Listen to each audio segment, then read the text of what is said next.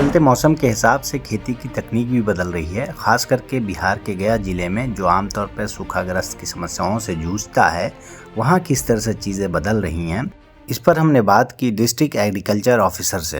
अभी गया जिले में चूँकि बरसात के हिसाब से अगर हम लोग देखेंगे तो यहाँ का 975 मिलीमीटर वार्षिक बरसात है।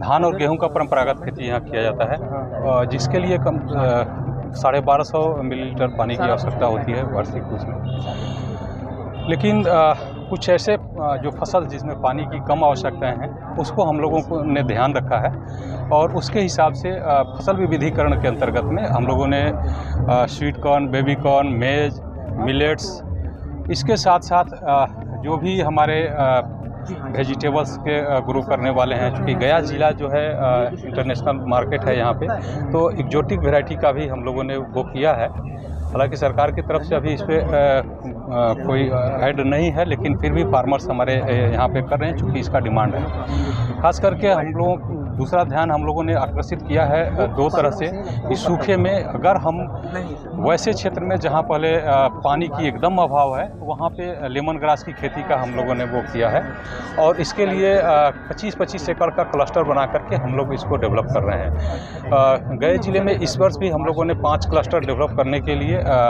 125 एकड़ का वो किया है। इसमें एक क्लस्टर में हम लोग ये डिस्टिलेशन यूनिट जो है उसको भी वो देते हैं।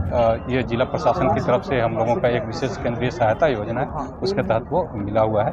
इसके साथ साथ वैसे फार्मर्स, ये तो वैसे फार्मर्स के लिए हुआ जिनके पास खेती है, ज़मीन है, लेकिन बहुत सारे ऐसे गरीब फार्मर्स हैं जिनके पास अपना ज़मीन नहीं है, तो उसके लिए हम लोग जो मशरूम है उसका खेती कराने के लिए ट्रेनिंग भी दे रहे हैं। उस पर हम लोग सब्सिडी दे करके उसको कर रहे हैं। आपको पता होना चाहिए कि गया ज़िला जो है अभी पूरे भारत में गया ज़िला मशरूम प्रोडक्शन में नंबर 1 पे हो गया है, जबकि हम लोग पहले 12वें नंबर पे थे। तो ये सरकार का प्रयास है और इसमें बढ़ चढ़ के हम लोग वो भाग ले रहे हैं और हमारे फार्मर्स के सहयोग से ये सफल हो भी रहा है। वो लोग रुचि नहीं ले रहे हैं। बिल्कुल बिल्कुल, अगर रुचि नहीं लेते तो हम नंबर 1 होते नहीं। चूँकि 12वें स्थान पे थे, 12वें से नंबर 1 पे पहुँचना एक अलग बात होती है और गया जिले की पहचान। मिलेट्स में जैसा हमने अभी बताया कि जो गया जिला पानी से मतलब कम पानी यहाँ वो है और जो पानी होता भी है तो टोपोग्राफी ऐसा है कि उसका पानी बाहर निकल जाता है, तो इसको ध्यान में रखते हुए मिलेट्स की खेती पे हम लोगों ने वो ध्यान दिया है। सरकार की तरफ से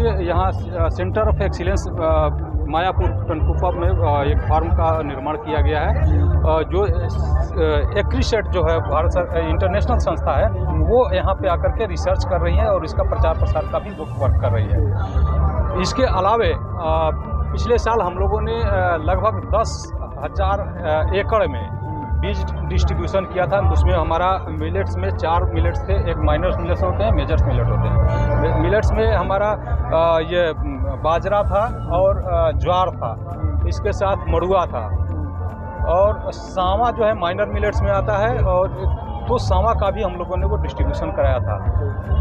इस सरकार के द्वारा जो स्कीम चलाई गई है उसमें यह है कि प्रत्येक 1 एकड़ का डेमोस्ट्रेशन अगर लगाते हैं तो 2,000 रुपये का इंसेंटिव फार्मर्स को हम लोग देते हैं। अच्छा। तो पिछले साल काफ़ी ये फ्रूटफुल रहा और बहुत सारे फार्मर्स हमारे लगाए और उससे उत्साहित हो गए, क्योंकि पैसा हम सभी लोगों को खाते में हम लोगों ने भेज दिया है, तो उससे उत्साहित हो गए। इसमें जो लोग लगाते हैं उसका जियो टैग्स फोटोग्राफ्स ऐप्स के माध्यम से, जो बिहान ऐप का है उसके माध्यम से अपलोड कराते हैं। अगर किसान गेहूं या धान छोड़कर ये लगाता है तो उसके लिए फ़ायदेमंद खेती है ये? बिल्कुल फ़ायदेमंद है। गेहूं धान में तो पहला चीज़ तो देख लीजिए कि 2 स्थिति है, वहाँ पानी की ज़्यादा आवश्यकताएं होती है। तो दूसरा, अगर रेट के हिसाब से अगर हम देखेंगे तो जो मिलेट्स का रेट है, अगर सावा का रेट देखेंगे तो जाहिर सी बात है वो ज़्यादा रेट है। और इसी तरह से अगर इसे मड़ुआ का भी रेट देखेंगे तो धान गेहूँ से वो ज़्यादा का है। न्यूट्रिएंट्स के हिसाब से भी देखेंगे तो ये काफ़ी पहले ज़्यादा न्यूट्रिशन है। तो इस हिसाब से मिलेट्स की खेती जो है यहाँ के खास करके गया के जिले के किसानों के लिए काफ़ी उपयोगी सिद्ध होने वाली है। इन फ्यूचर जैसा कि सुखाड़ कहा जाता है, सुखाड़ के लिए गया, तो इन फ्यूचर ज़्यादा इसकी खेती होने वाली है? बिल्कुल ज़्यादा बढ़ने वाली है। इस वर्ष हम लोगों का जैसे अभी गर्मा का सीजन आ रहा है, तो गर्मा के सीजन्स में हम लोगों ने मिलेट्स में अभी ये सावा का भी लिए हैं और ये इसका चीना की खेती। चीना जो है वो सबसे कम दिनों में लगभग होने वाली 60 से 70 दिनों में वो हो जाता है और उसके लिए पानी की एकदम कम आवश्यकता होती है। एक बार अगर उसका सिर्फ जर्मिनेशन हो गया तो भी आप उसका हार्वेस्टिंग करा सकते हैं, वो हार्वेस्ट हो सकता है। तो ये खास करके गया जिले के किसानों के लिए ये चीना जो है वो काफ़ी उपयुक्त और उपयोगी फसल है। जो किसान है उससे आप कैसे प्रेरित कर रहे हैं? वो क्यों छोड़ेगा धान और गेहूं को? वो कैसे जोड़ रहे हैं आपसे? लोग कैसे ये हम लोग प्रचार प्रसार इसका प्रचार प्रसार उस तरह से हो रहा है? बिल्कुल प्रचार प्रसार हम लोग करवा रहे हैं। जितना हमारा ये किसान चौपाल लग रहा है उसमें हम लोग इसका प्रचार प्रसार करवा रहे हैं। जो भी हमारा ये किसान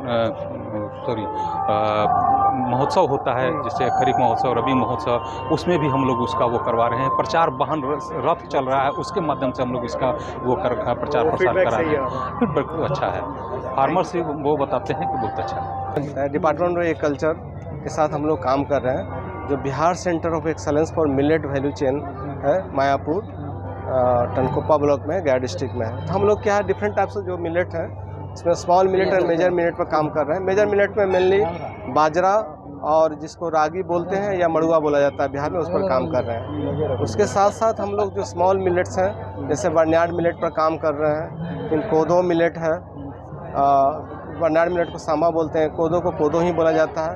उसका लिटिल मिलेट है जिसको बिहार में कुटकी बोलते हैं। उसके बाद प्रोसो मिलेट है जिसको प्रोसो या चीना बोला जाता है। और प्रोसो के साथ साथ हमारे पास आपको जो मिलेट्स हैं, ये फॉक्सटेल मिलेट है। ये फॉक्सटेल मिलेट जिसको बोला जाता है कंगनी या कौनी बोला जाता है। और हमने बताया कि ये लिटिल मिलेट है जिसको कुटकी बोला जाता है। और ये मिलेट जो है बर्नार्ड सांबा बोला गया, रागी ये हो गया, कोदो। इतने टाइप के 6 टाइप्स के मिलेट्स पर हम लोग काम कर रहे हैं। ये सारे जितने भी मिलेट्स हैं वो सारे न्यूट्रिशनल हेल्थ को तो हमको दे ही रहे हैं, साथ साथ हमारा मेडिकल जो बोलता है मेडिकल हेल्थ भी हमारे लिए है, क्योंकि आजकल डायबिटीज पेशेंट बहुत बढ़ रहे हैं, बहुत सारी बीमारियों में भी मिलेट हेल्पफुल है। साथ साथ हमारे सॉइल हेल्थ के लिए बहुत अच्छा है मिलेट्स। और मिलेट्स के कैसे फार्मर्स फ़ायदा उठाएंगे, क्योंकि अभी जो मान लिया कि हम लोग प्रोडक्शन किए, अगर वो सीड के रूप में बेचते हैं तब भी बहुत ज़्यादा रेट है। अगर ये प्रोसेस हो जाता है तो इसके प्रोसेस में क्या है, इसका चावल भी बन सकता है, इसका आटा भी बनता है, इसका इडली भी बन सकता है, इसका डोसा बन सकता है। इसका कंपनी है वो ये सब चीज़ें ये एक्चुअली क्या है, हम लोग non profit organisation technical partner है, तो इनको जस्ट गाइड किया गया है, तो इनका प्रोडक्ट हमने जस्ट रखा है, ये बेचने के लिए प्रोडक्ट नहीं है। कि आने वाले समय में इन्वायरमेंटल इम्पैक्ट ऐसा होगा कि हाई टेम्परेचर होगा, पानी की बहुत ज़्यादा कमी होगी, तो ये क्रॉप सर्वाइव करेगी। जहाँ धान गेहूँ सर्वाइव नहीं हो पाएगा वहाँ भी ये क्रॉप सर्वाइव करेगी। तो ये इसकी सर बेसिक विशेषताएं हैं। आपको हमारी ये वीडियो कैसी लगी ये ज़रूर बताएं और लाइक, कमेंट, शेयर भी ज़रूर करें। धन्यवाद।